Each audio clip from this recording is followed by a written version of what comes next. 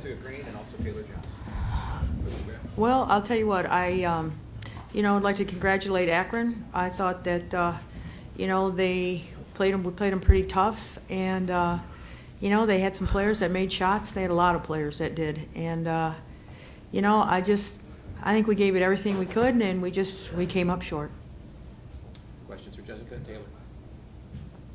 What are your thoughts on the game, both of you? Obviously, first half you played even, second half what was the difference? Well, I feel like they made a run. They just made a run, and we had a few turnovers back to back, and we couldn't get over that 10 margin. So they just made a run, and we didn't attack back from that.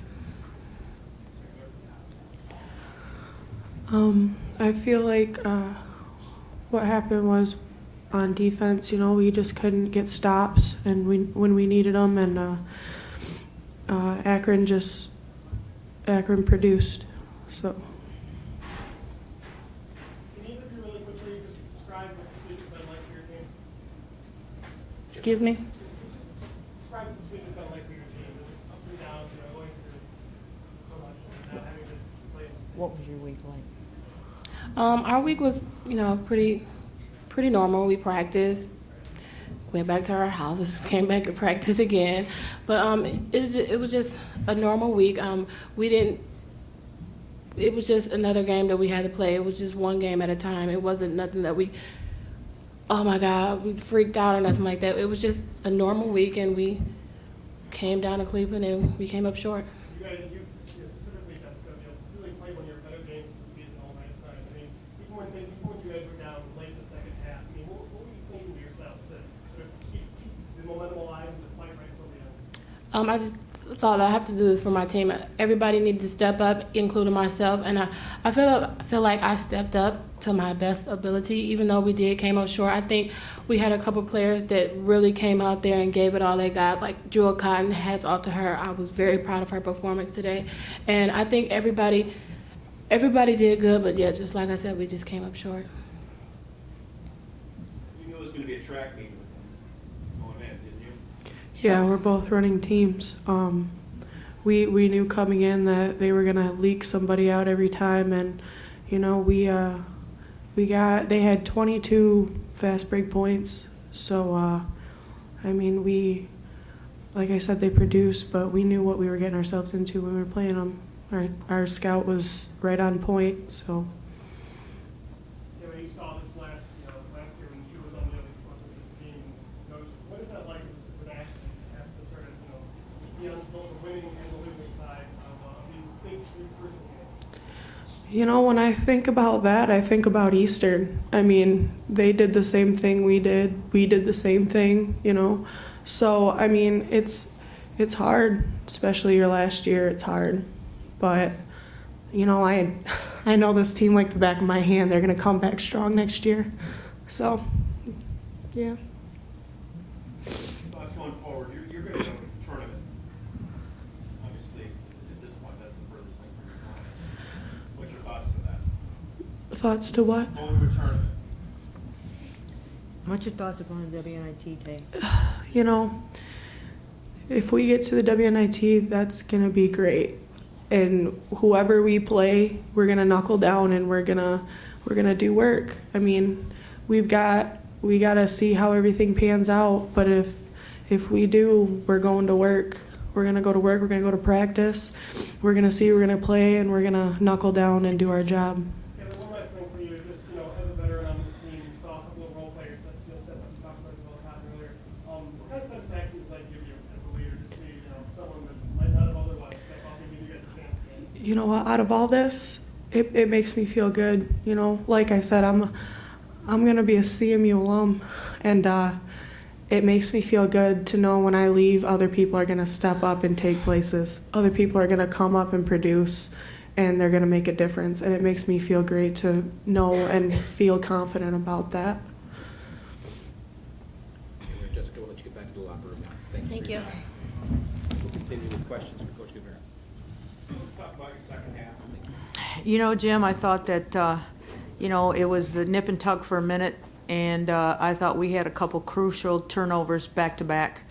and they went down and they capitalized on it. And we came down and we shot maybe a quick 3, or we had a couple layups that were missed, and so it was kind of like a snowball.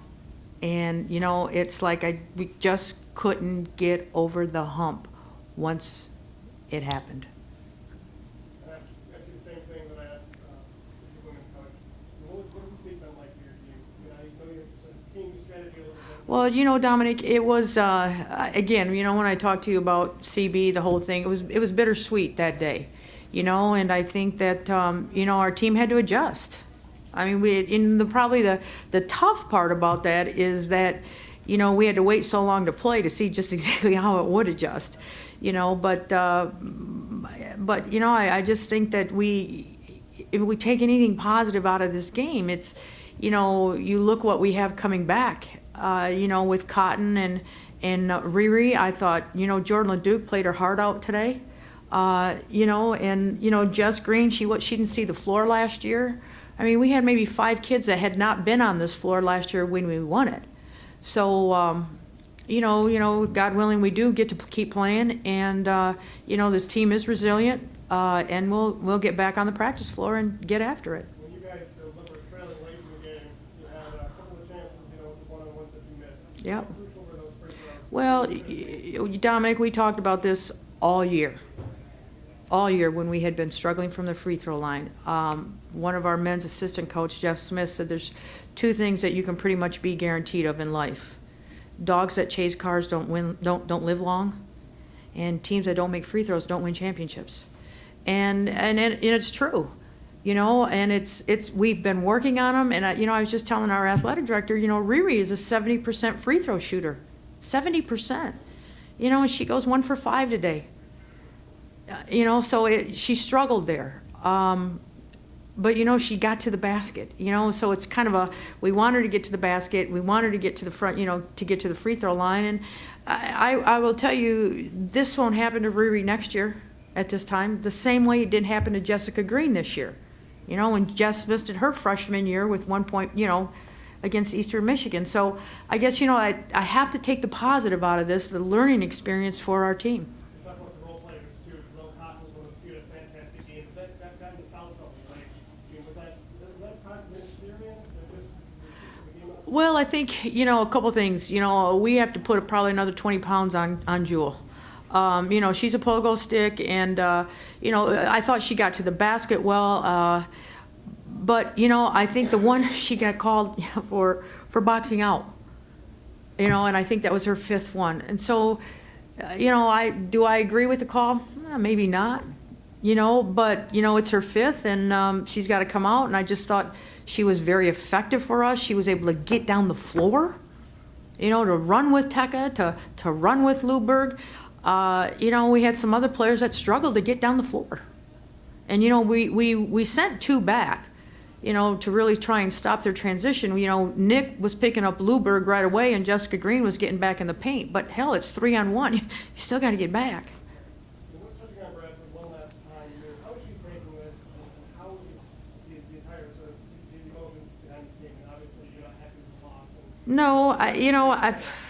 No, I think Crystal, you know, she was very encouraging on the bench. You know, we had some people on the bench that all of a sudden it's like, woe is me, and she's trying to get them moving and get them going. And, you know, I think right now, you know, CB's role has changed drastically.